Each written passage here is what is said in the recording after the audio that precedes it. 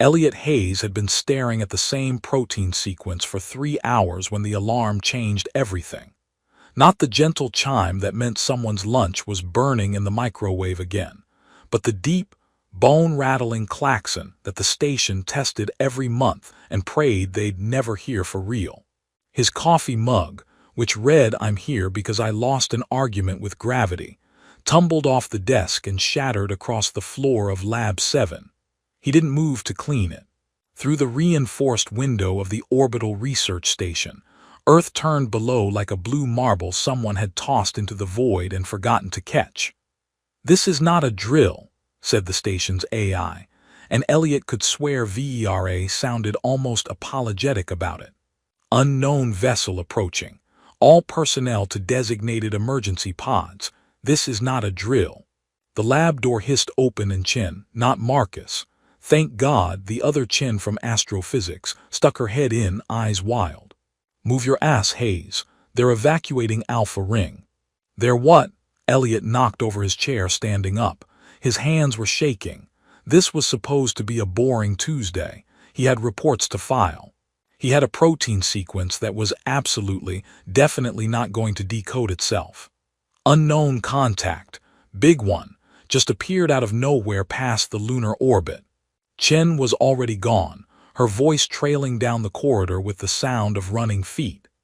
Elliot grabbed his tablet, pure instinct, as if his research notes would matter if something was about to vaporize the station, and ran. The corridors of Research Station Kepler had always been too narrow, designed by engineers who'd never considered that panic might require more than single-file evacuation. He collided with someone from Xenobotany, apologized to a maintenance drone, and rounded the corner toward the emergency pods just as the blast doors began their descent. "Wait." He dove forward, but the doors were faster than his disaster of a cardiovascular system. They slammed shut with a finality that made his ears pop. Emergency lighting kicked in, bathing everything in red. "Personnel detected in Section 7B, VERA announced. "Emergency pods have launched. Remaining personnel proceed to secondary observation bay. Lockdown protocols in effect." "Remaining personnel," Elliot muttered, bent over with his hands on his knees, trying to remember how breathing worked. "I'm not personnel. I'm an idiot who can't run fast enough." The station groaned around him, metal adjusting to new stresses. He straightened up, tablet clutched to his chest like a shield, and looked around. The observation bay was down the hall, past the break room where someone had left a sandwich sitting out for what smelled like 3 days. He could wait there. Someone would come back for him. Eventually. Probably. The bay's windows were the largest on the station, a concession to the astronomers who'd fought for them during construction, back when Kepler was meant to be humanity's eye on the universe rather than a way station for researchers who'd annoyed the right people. Elliot pressed his face to the glass, looking for whatever had triggered the alarm. He found it. The ship, because what else could it be, hung in space like someone had crystallized music and convinced it to fly. It wasn't large by sci-fi movie standards, maybe twice the size of Kepler, but it moved with a purpose that made his mouth go dry. No visible engines. No exhaust. It simply was, and then it was closer, and Elliot's understanding of physics quietly excused itself from the room. "VERA," he said, voice cracking slightly. "Tell me you're getting this." "All data is being recorded and transmitted to Earth Command," the AI replied. "Though I suspect they're watching the same thing on 17 different telescopes." The ship adjusted its position with impossible grace. A section of its hull, if it even was a hull, shimmered and opened, not like an airlock, more like the universe had briefly forgotten what solid matter meant, and then they came out. Elliot stopped breathing. They looked human. Almost perfectly human. Tall, elegant, moving in the awkward shuffle that everyone adopted in zero-gravity environments. They wore suits that caught the light strangely, as if woven from something that couldn't quite decide whether it was fabric or liquid or maybe just polite suggestion. But their ears. God, their ears. Long and tapered, sweeping back from their heads like something out of ancient mythology, they moved constantly, adjusting to stimuli Elliot couldn't even imagine. One of the figures turned, and even through the impossible distance and the layers of reinforced glass, Elliot could see her face. She was beautiful in the way that made his scientist brain fumble for objective measurements and come up empty. High cheekbones, dark hair that moved in the absence of gravity like it was conducting a private symphony, and those ears, tilting and shifting as she took in her surroundings. Then she looked directly at him. Elliot's heart attempted to leave via his throat. The distance between them was impossible, vacuum and metal, and at least 50 meters of space that nothing should be able to see across. But she saw him. Her eyes widened slightly, and one of her companions noticed her attention, followed her gaze. The other one, male, Elliot thought, though he was making assumptions based on human anatomy that might not apply, said something. His ears flickered in what might have been amusement or concern or possibly indigestion. Elliot had no reference for this. The woman didn't look away.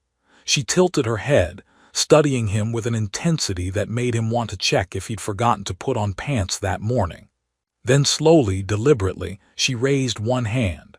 Elliot raised his in response before his brain caught up to inform him this was possibly the stupidest thing he'd ever done, which was saying something given his track record.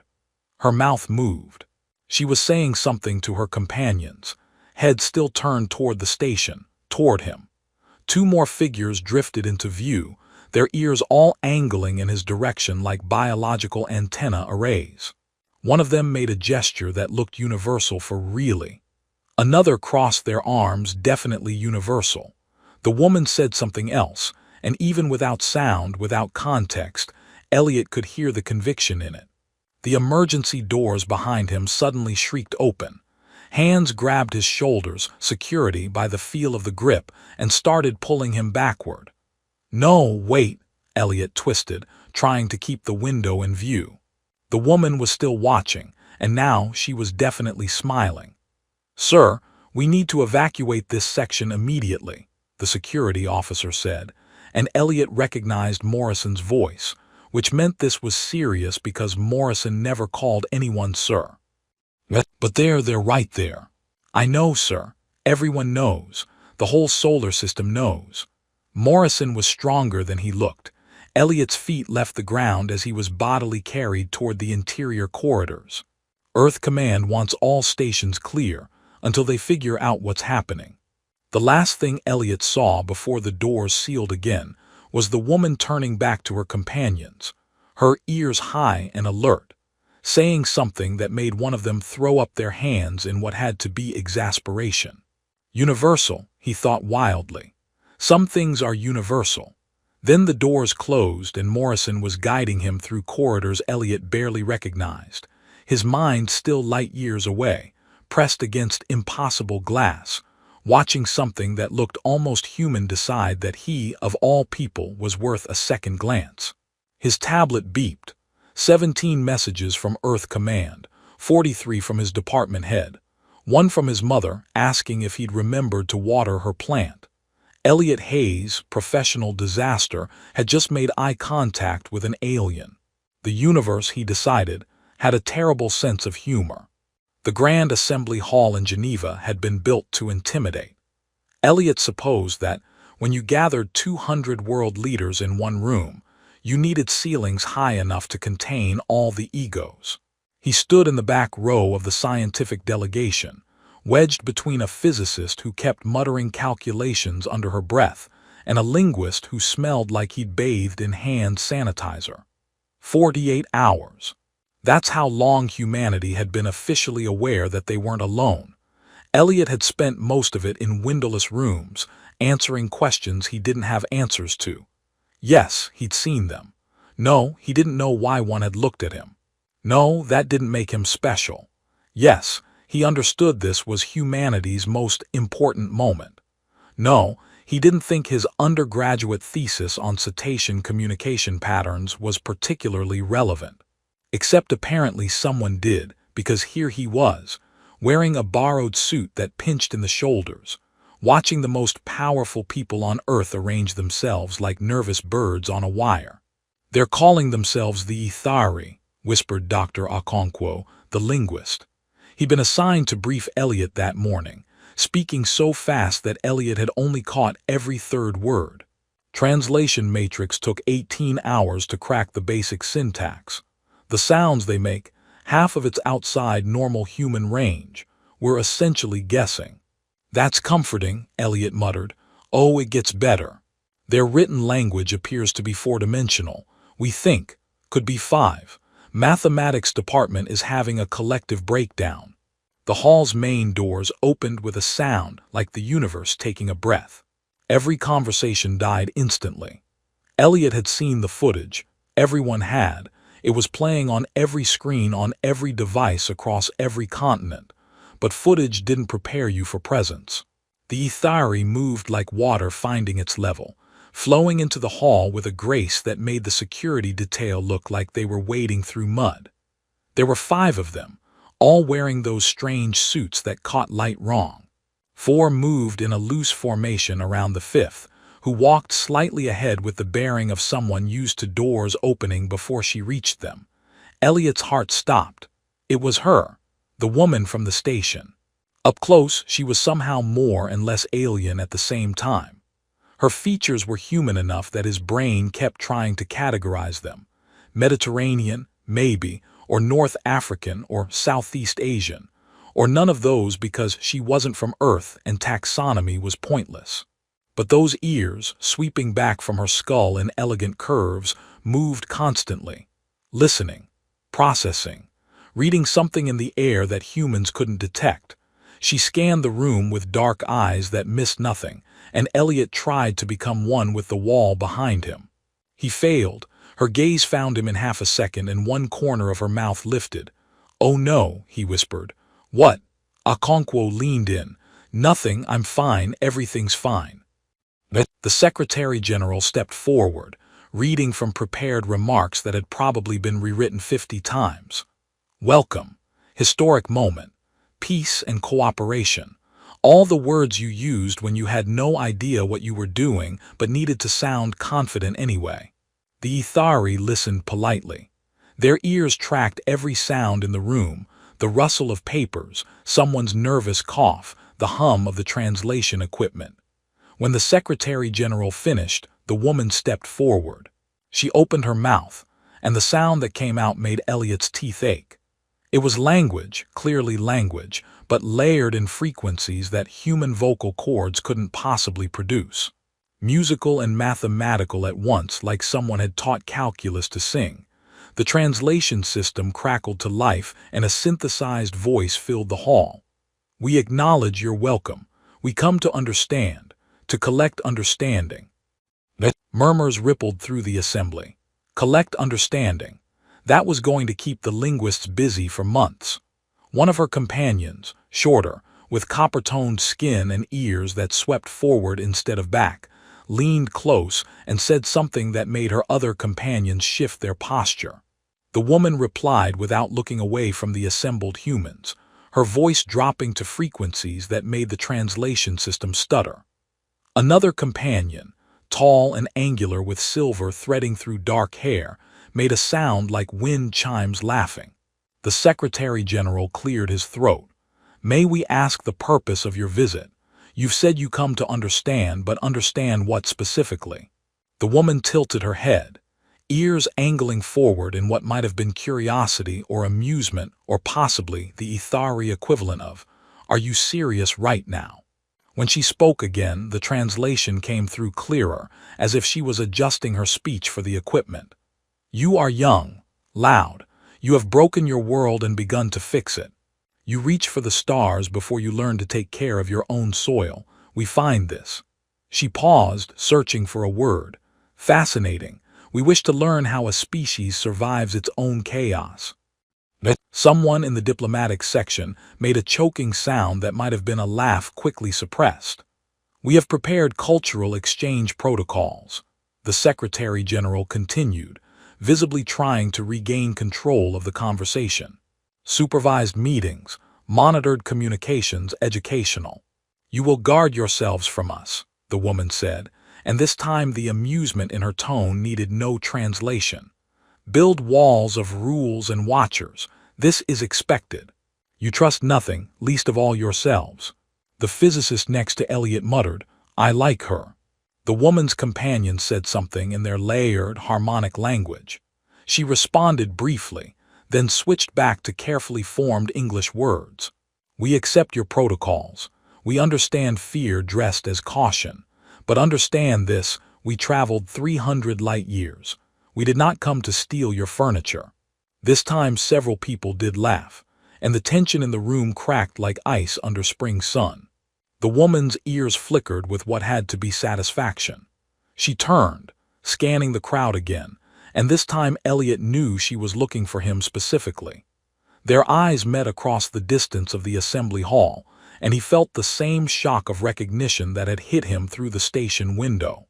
We have requests, she continued, still holding his gaze. We wish to speak with your scientists, your artists, those who ask questions you cannot answer. We wish to understand how you think when you do not know what you are thinking. That can be arranged, the Secretary General said, probably relieved to have something concrete to work with. Good. The woman finally looked away from Elliot and he remembered how to breathe. We will begin with small conversations. Your linguists will translate badly. We will be patient. You will be nervous. We will pretend not to notice. The copper-toned Ithari said something sharp, ears snapping back flat against their skull. The woman responded in their musical language, gesturing broadly at the assembled humans. The tall one with silver hair joined in, and suddenly all four of her companions were talking at once, their voices weaving together in harmonies that made the translation system give up entirely. The woman raised one hand, and silence fell instantly. She turned back to the Secretary General and said something in Ithari that came through the translator as, My colleagues remind me that I am being too direct. I remind them that we did not travel 300 light years to be polite. This time even the Secretary General smiled. As the formal proceedings continued, schedules discussed, protocols established, a dozen minor officials trying to look important, Elliot felt eyes on him. Not the woman's eyes. Her companions were all staring at him now, ears angled in his direction like targeting systems. One of them leaned close to the woman and said something that didn't go through the translator. Her response was quick, firm, accompanied by a gesture that definitely meant back off. Okonkwo noticed. Do you know them? No, maybe, I don't know. Elliot's palms were sweating. I saw her on the station when they first arrived. We made eye contact through a window. Through a window, in vacuum, across 50 meters. Yeah. Huh? Okonkwo adjusted his glasses. Well, that's either incredibly romantic or incredibly concerning, possibly both. The assembly was adjourning, delegations breaking into smaller groups. The Ithari remained in a loose cluster, and Elliot watched as the woman's companions continued what was clearly an argument. She responded to each point with calm certainty, her ears high and unwavering. Finally, the tall one with silver hair turned directly toward Elliot and spoke in clear, unaccented English that made everyone within earshot freeze. She wishes to do something quite impossible. The conference room had 16 cameras, 8 security personnel, and furniture that looked like it had been designed by someone who'd never actually sat in a chair. Elliot perched on the edge of his seat, trying to look professional and mostly succeeding at looking like he needed to use the bathroom. Across the table, Lyrie, because that's what the translation matrix had settled on, even though the actual sound of her name contained frequencies that made his fillings ache, watched him with unconcealed amusement. You are nervous, she observed. I'm not nervous, this is just my face. Your face is sweating. It's humid in here. The climate control reads 18 degrees Celsius. Elliot glanced at the security officer nearest the door. Is she allowed to just hack our environmental systems? I did not hack, I listened. Your machines are very loud. Lyrie's ears swiveled slightly, tracking sounds he couldn't begin to hear. Everything here is loud, your heartbeat, the electricity in the walls, the worry coming off your guards in waves. One of the security officers shifted uncomfortably. So you can hear emotions. Elliot pulled out his tablet, fingers already moving to take notes. If he was going to have a breakdown, he might as well document it scientifically. Not here. Sense. Your bodies produce electromagnetic fields, very faint. You cannot detect them yourself, but they are there. When you feel strongly, the fields change. She leaned forward and her ears angled toward him like satellite dishes. Right now, you are curious, excited, terrified, and something else, something that makes your field flutter. That's just called having a pulse. No, this is different. She sat back and he could have sworn she was enjoying herself.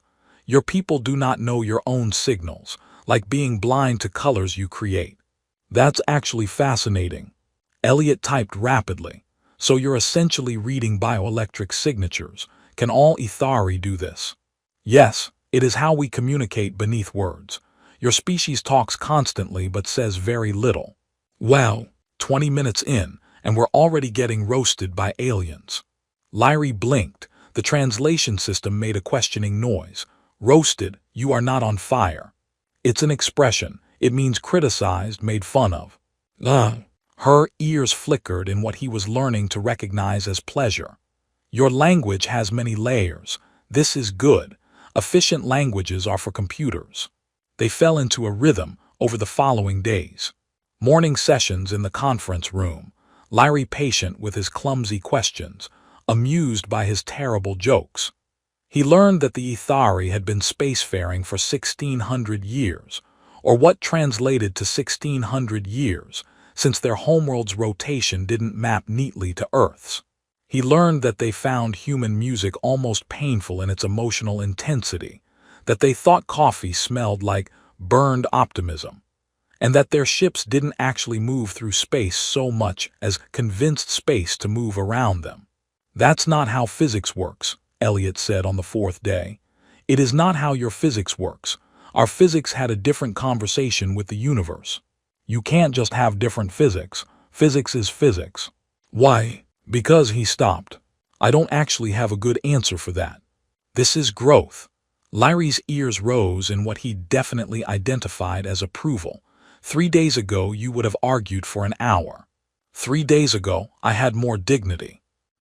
Dignity is what people cling to when they have nothing interesting to say. Elliot laughed despite himself, and 2 of the security officers looked over sharply.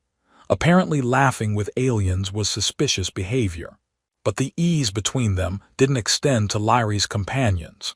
They came to collect her each evening, and Elliot could feel their disapproval radiating across the room. The tall one with silver hair, whose name sounded like stones falling into water, was the most vocal. This one is very fragile, they said one evening, speaking to Lyrie but clearly intending Elliot to hear. Already aging. Already dying. All things die, Lyrie replied in English, probably for Elliot's benefit. That is not weakness. It is when they die in decades, not millennia. Elliot set down his tablet.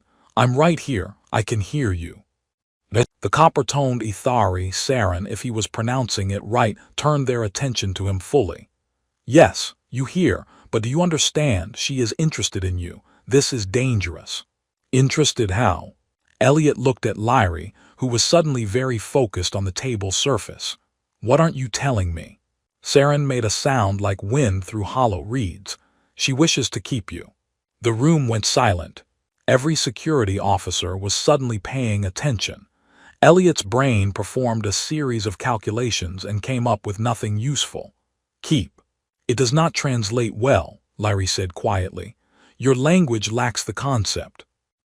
Try me. She met his eyes, and for the first time since they'd started these sessions, she looked uncertain. Among my people, when 2 individuals find resonance, a frequency match, they may choose to bind their understanding, to share perception, to become part of each other's truth. Like marriage. No, yes, more than, different than. She made a frustrated gesture, her ears flat against her skull. Marriage is a contract, this is recognition. You see someone, and know that they carry a piece of the universe you need to understand, and they need to understand yours. Elliot's mouth had gone dry. And you think I'm that? I do not think I know. She turned to her companions, switching to their harmonic language. The exchange was rapid, intense. Saren's ears snapped forward aggressively. The tall one crossed their arms.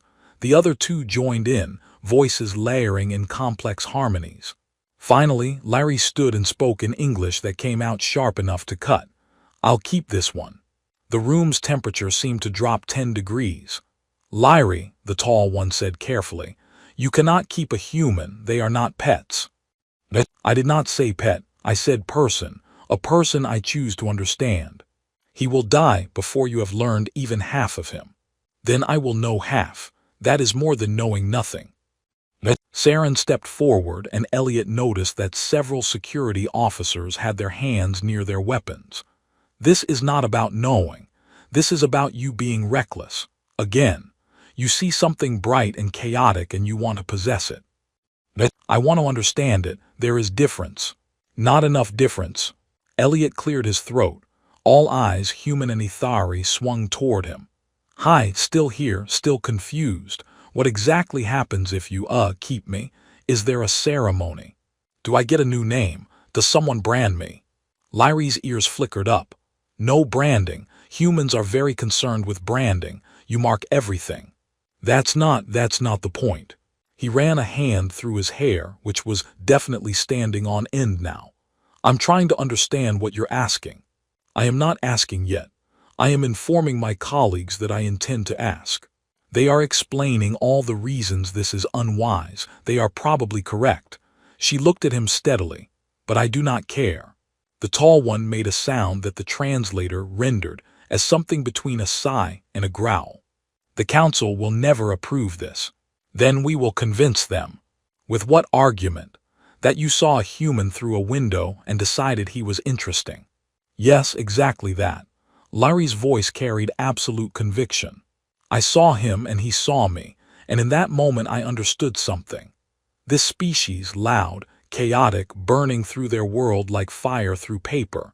They do not wait for permission to be magnificent. They simply are, for the brief time they exist, and I want to understand how. Saren's ears flattened completely. You want to understand how they die gloriously. You can watch that from orbit. I want to understand how they live gloriously despite knowing they will die. She turned back to Elliot. Your entire species is terminal. You know this. Every single one of you is dying from the moment you are born. And yet you still create, still explore, still reach for stars you will never touch. How? Elliot found his voice somewhere in the vicinity of his shoes. Mostly denial and caffeine. She smiled, really smiled, and it transformed her face into something that made his chest ache. Yes, this, your humor in the face of ending. I want to learn this. I want you to teach me how to laugh at mortality. That's a terrible reason to keep someone. That is the best reason. Everything else is just paperwork. The security chief stepped forward. Perhaps we should pause this session. Clearly there are cultural complications that need to be addressed at higher levels. Finally, Saren muttered, someone with sense. But as the Ithari filed out, Larry paused at the door and looked back at Elliot. Her ears were high, alert, absolutely certain. I'll keep this one, she said again, and this time it didn't sound like a joke or a declaration. It sounded like a promise. The phrase went viral in under 6 hours. I'll keep this one became a meme, a hashtag, a joke that everyone told but nobody truly understood. Elliot's face was suddenly everywhere. Grainy security footage of him standing awkwardly while an alien declared her intention to keep him like he was a particularly interesting houseplant. His mother called 4 times in one day. His ex-girlfriend sent a message that just said, "Wow, really?" His undergraduate roommate posted a photo of them at a party with the caption, "Always knew he'd end up with someone out of this world." Elliot turned off his phone and tried to focus on the stack of reports covering his desk. Resonance bonding, he muttered, highlighting another passage. The research was sparse, Most of what humanity knew about the Ithari came from 3 weeks of careful diplomatic exchange and a lot of guessing. But the term kept appearing. A voluntary connection between individuals of profound compatibility, neither romantic nor platonic by human standards. Something that required recognizing a fundamental frequency match in how two beings perceived the universe. Also, apparently, something that required approximately 900 forms and the approval of a council that existed somewhere beyond Earth's solar system. Dr. Okonkwo appeared in his doorway holding 2 cups of coffee. "You look like you haven't slept in a week." 72 hours, I'm fine. "You're reading Ithari cultural anthropology papers at 3 in the morning. That's not fine, that's a cry for help." He set 1 cup on Elliot's desk, pushing aside a stack of printouts. "The council sent another delegation." "I know, I watched the landing. They're interviewing you tomorrow." Elliot's hand froze halfway to the coffee. "They're what?" "Evaluating whether you're being coerced. Standard procedure, apparently, when someone wants to bond with a member of a species that's never done this before." Okonkwo settled into the chair across from him. "They want to know if you understand what you're agreeing to." "I don't understand what I'm agreeing to. Nobody does." "Then tell them that." "That's a terrible strategy." "It's an honest strategy. Apparently the Ithari value that." Okonkwo sipped his coffee. "Also, between you and me, I think they're more worried about Lyri than about you. She's got a reputation." "For what?" "Being difficult, asking uncomfortable questions. Wanting to study species that other Ithari think are beneath notice." He pulled out his tablet, scrolling through notes. "I've been talking to their cultural attaché. Very patient woman, ears like question marks. She says Lyri's family is old, important, and deeply embarrassed by her interest in ephemeral species. That's their term for anything that lives less than 500 years. So I'm not even a species, I'm a mayfly. A very special mayfly, one that somehow caught the attention of someone who should know better." Okonkwo leaned forward. "Do you want this? Actually want it? Because if you say no, everyone backs off and you go back to your protein sequences." Elliot looked at his research, at the coffee cup with its ring stains, at his reflection in the dark window. 42 years old. Career defined by studies that almost mattered. Relationships that almost worked. A life that almost felt like enough. "I don't know what I want," he said finally, "but I know I've never felt as seen as I did when she looked at me through that window. Like she understood something about me that I hadn't figured out myself. That's either very romantic or you need therapy, possibly both." "It's definitely both." The council representatives arrived the next morning, in a ship that made the station's sensors weep. 3 Ithari, all ancient by human standards, their ears carrying the slight forward curve that apparently came with age. They settled into the conference room like judges taking their bench. The eldest, a woman whose ears had seen centuries, spoke in layered harmonics that the translator struggled to parse. "Elliot Hayes, you have been informed that Lyri wishes to establish resonance bond with you." "Yes." "You understand this is unusual." "I'm getting that impression." "You understand your species has never participated in such bonding." "Also yes." "You understand you will die in perhaps 60 years if you are fortunate." "I mean, I'm hoping for 70, but sure." One of the other counselors made a sound like distant thunder. "You make jokes about your mortality. It's either that or cry, and crying doesn't pair well with formal interviews." The eldest counselor's ears flickered in what might have been amusement. "Lyri said you would do this, use humor as armor. It's more like a very thin shield that doesn't actually protect anything. And yet you wear it constantly." "Yes." "Why?" Elliot paused, choosing his words carefully. "Because the universe is vast and incomprehensible, and we're all just making it up as we go along. Humor is how we acknowledge that we don't know what we're doing, but we're trying anyway." The 3 counselors exchanged glances, their ears angling toward each other in silent communication. Finally, the eldest spoke again. What do you fear most about bonding with Lyrie? That I'll disappoint her. That she's seeing something in humanity that isn't really there. That I'm just interesting because I'm novel, and once the novelty wears off, she'll realize she made a mistake. These are reasonable fears. Thanks. I have others if you need more material. What do you want from this bonding? That was harder. Elliot stared at his hands, watching his thumbs tap an anxious rhythm against each other. I want to understand what she sees.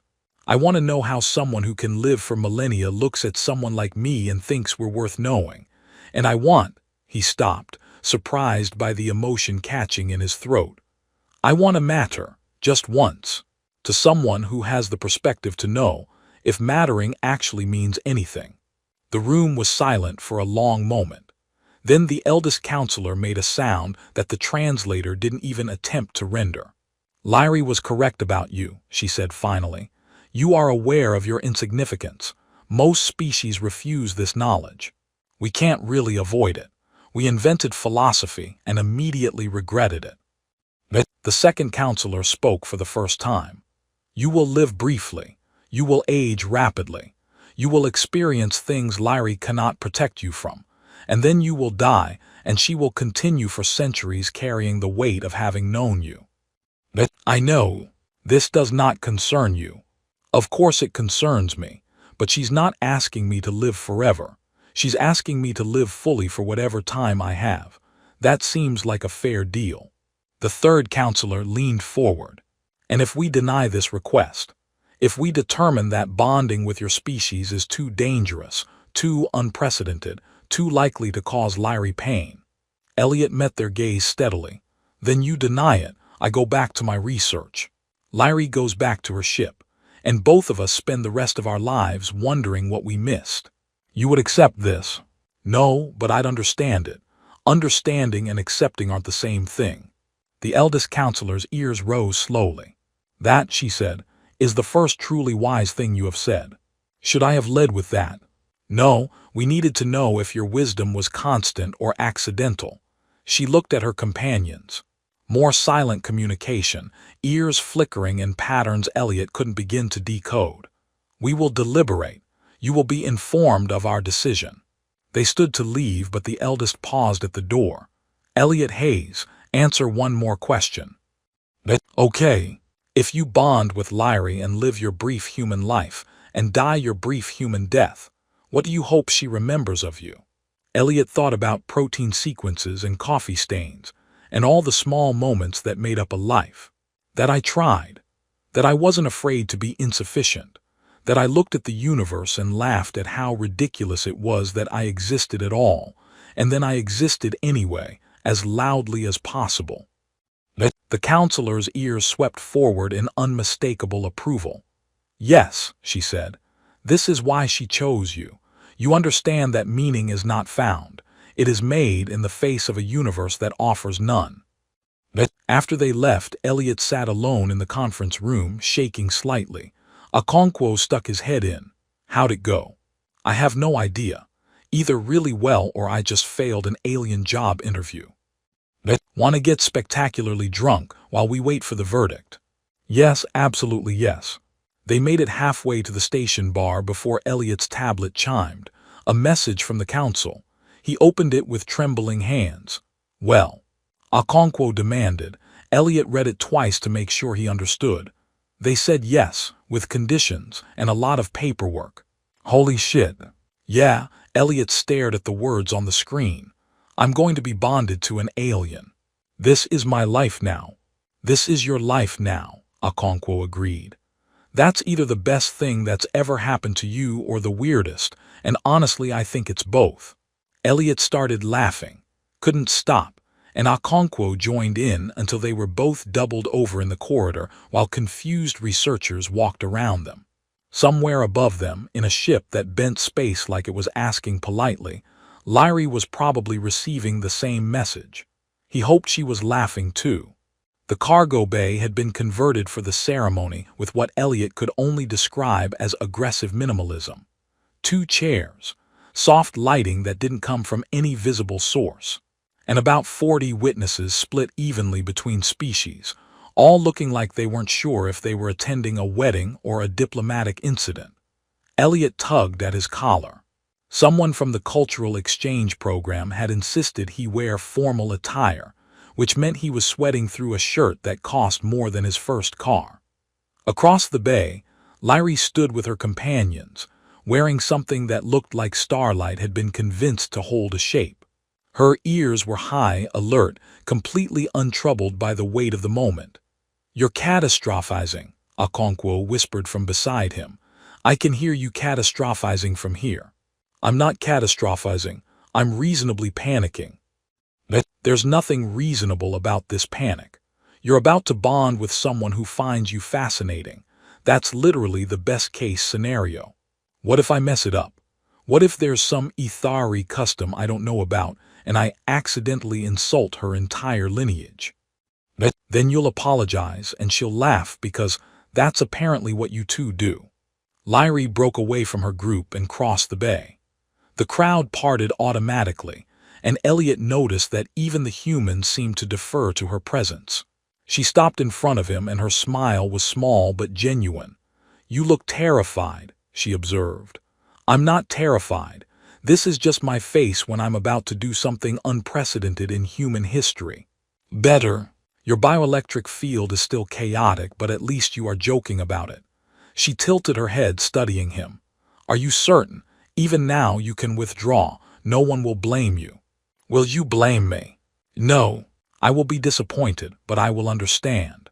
Her ears angled toward him, reading signals he couldn't see. "Fear is reasonable. You are allowing me access to parts of yourself that humans typically guard. This is vulnerability." "Yeah, well, I've built a career on being vulnerable in increasingly public ways, so at least I'm consistent." He took a breath. "I'm certain, terrified but certain. Those aren't mutually exclusive, right? Among my people, they are often the same thing. We fear what we do not yet understand, and we choose to understand anyway." One of the council members, the eldest, with her forward-curved ears, stepped into the center of the bay. She spoke in Ithari, and the translation echoed through the space. "We gather to witness resonance bonding between Lyrie of the Ithari and Elliot Hayes of humanity. This is unprecedented. It may be unwise, but wisdom and courage rarely share the same path." "That's not comforting," Elliot muttered. "It's not meant to be," Lyrie replied. "Comfort is for people who are not doing anything interesting." The counselor continued. "The bond is not ownership, not possession, not even promise. It is recognition. Two beings who perceive the universe in complementary ways, choosing to share that perception, to learn from each other's truth." She gestured to the chairs. Lyrie took one with fluid grace. Elliot sat down and immediately felt like he was at the galaxy's most awkward job interview. "There are no vows," the counselor said, "no contracts, no obligations beyond what you choose to create. The bond is established through recognition, maintained through choice, and honored through understanding. Lyrie, you will begin." Lyrie leaned forward, and her ears shifted into a configuration Elliot hadn't seen before, fully extended, angled precisely toward him like she was tuning an instrument. "I saw you," she said quietly, "and I saw someone who understood that being lost is the first step to exploration." Elliot laughed despite himself. "That's the most poetic way anyone's ever called me a disaster." "I did not say disaster, I said explorer, though," she admitted, her ears flickering with amusement. "Sometimes those words mean the same thing. In my case, always." She reached out slowly, giving him time to pull away. Her hand stopped near his temple, not quite touching. "I am going to read your bioelectric field now. It will not hurt, but it may feel strange, like someone is listening to thoughts you did not know you were thinking." "That's horrifying, and I'm completely ready for it." Her fingers brushed his skin, light as breath. Her ears made minute adjustments, and Elliot felt something. A sensation like standing at the edge of a cliff, or the moment before falling asleep, or the pause between heartbeats. Lyrie's expression shifted through curiosity, surprise, pleasure, and finally settled into something that looked like joy. Yes, she said softly. This. You are afraid but you choose anyway. You know you are small but you act large. You understand the universe does not care about you, and you care about it fiercely in return. Her hand dropped away. This is what I wanted to learn. How to look at meaninglessness and create meaning from pure defiance. I'm not sure that's healthy. It is not healthy, it is human, and it is magnificent. The counselor spoke again. Elliot Hayes, do you recognize Lyrie? Do you see in her a truth that complements your own? Elliot looked at her, really looked. At the ears that could hear his heartbeat from across a room. At the eyes that had crossed 300 light years because she was curious. At the being who had looked at humanity's chaos and decided it was worth understanding. I recognize her, he said. I see someone who could live forever and still chooses to be curious, who has perspective I can't imagine and uses it to find wonder in things that shouldn't matter, who looked at me, at us, and saw something worth keeping even though we're going to die and break her heart. I never said you would break my heart, Lyrie interjected. You will though, that's what humans do.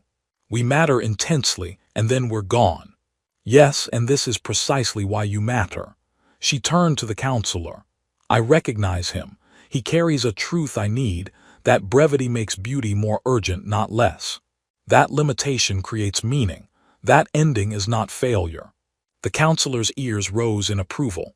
Then it is done. You are recognized, you are bound, you are resonant. That was it. No dramatic music, no flash of light, no cosmic alignment. Just two beings sitting in chairs, having agreed that they saw something in each other worth understanding. The crowd began to murmur, conversations breaking out in multiple languages. Lyrie's companions approached, and even Saren looked grudgingly approving. You did not embarrass yourself, they said to Elliot. High praise. Do not mistake this for acceptance. I still think she is making a mistake. That's fair. I think she's making a mistake too. The tall counselor with silver hair stepped close, ears angled in assessment. How do you feel? Elliot considered. The same, but also different.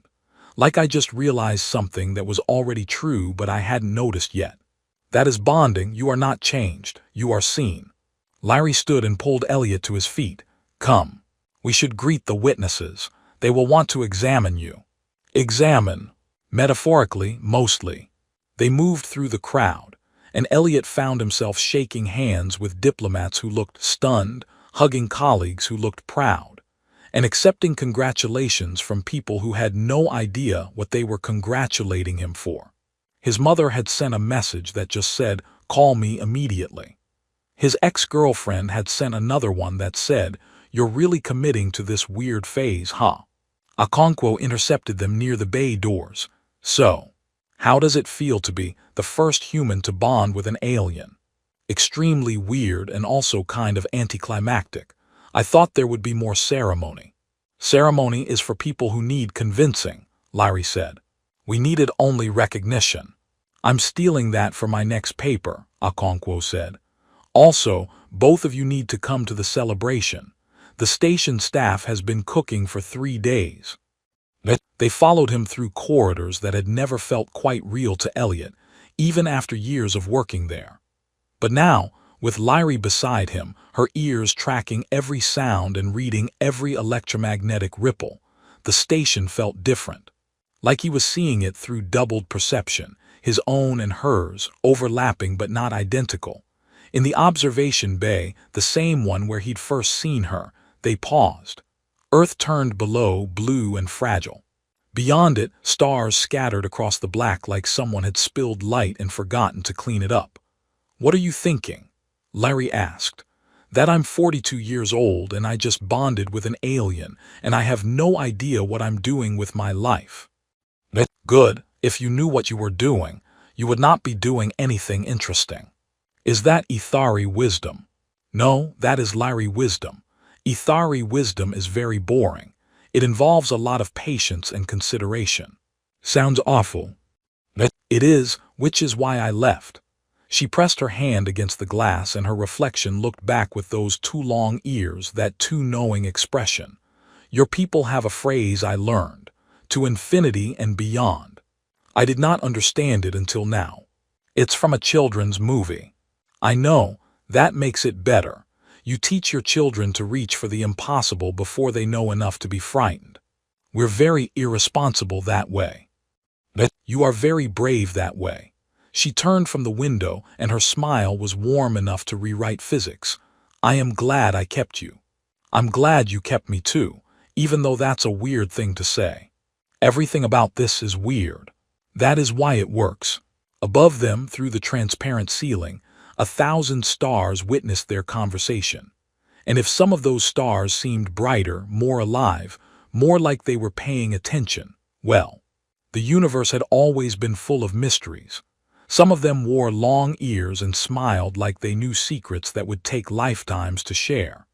Elliot leaned against the glass and felt the hum of the station, the pull of Earth's gravity, the vast emptiness of space beyond. Felt his own heartbeat and knew Lyrie could hear it, felt small and brief and utterly insignificant. And then he felt her hand find his, warm and solid and present, small, brief, insignificant, but here, now, seen, that was enough.